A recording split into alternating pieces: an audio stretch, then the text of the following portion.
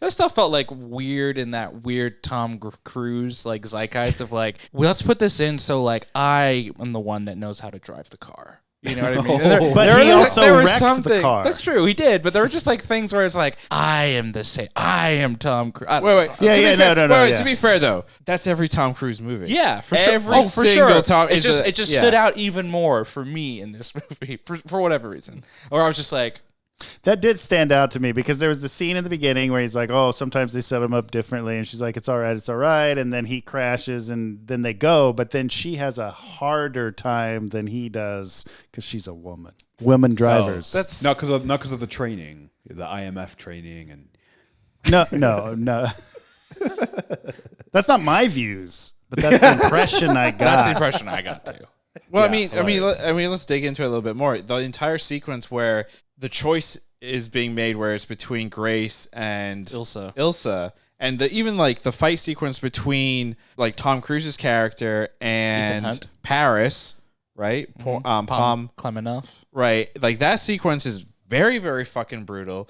Between Gabriel and then Grace and Ilsa, that's also super brutal in terms of like we're men and we're all powerful and nothing can stop us. Like I don't know, that whole thing and that entire sequence did bother me. Where it just came across, I think, just too over the top. Where it's like nothing can happen without me, essentially. Also, like their fates being tied to like a dude, right? Know, like it's kind of, I'm the one that gets to. You're the one, Ethan, that gets to decide. Not these like independent characters. They're just kind of like your love interests or your romantic partners or the people that you're interacting with. It was just done in a right. And again, it goes back to like I'll call it out. It's just called the Tom Cruise thing, like the Tom Cruise bubble, where it's like he has to be the fucking savior, and that's it. It's the Scientology. I mean, he is the protagonist of the film. Like that was one of the things I was thinking about in one of the shots where it was like focused on him and in time when everybody was worried. And I was like, oh yeah, it's his mood. Like he's the protagonist. Sure. Yeah. But also like, what else were they going to do? What else were they going to do? And is it just us thinking about it that way? Or maybe. Could be.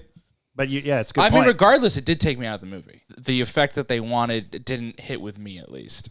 In terms of like even feeling like it was real stakes. It just felt cheap to me. It's like, well, we can't have two female characters here, so we're going to take out one. They kind of did the same thing in the last movie, right? They're like, they have the whole thing with like Bridget Moynihan's character coming back, who's his wife, and she's like, I give you permission to move on with Ilsa. And like, that was kind of like, oh, yeah, whatever. Like, okay. How this movie played out, the scenes and those aspects of this film, also, I think, tying directly as to why the film is doing so well on Rotten Tomatoes, both critic and audience. Because it hits a core thing in the critic movie review thing, which is the, whatever you want to call it, space, whatever. It's also the cruise, like, everyone's like, Tom Cruise saved cinema. Right. There's a war between him and Christopher Nolan right now. There is, yeah. Because he shot this for IMAX, but he only gets a week of IMAX before Oppenheimer. Yeah. That's right. I think that's actually why they ended up moving the release date up 2 days, like to the Wednesday instead of the Friday. One of the things that really took me out of this film, and I've said this before about other films like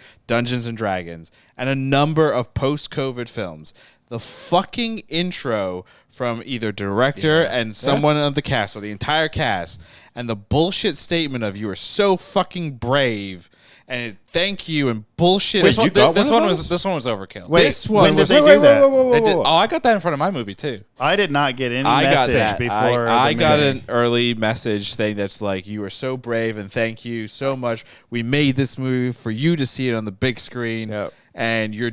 Essentially, it's just like a slap in the face of like, it's super fucking annoying. It's pandering. It's so stupid.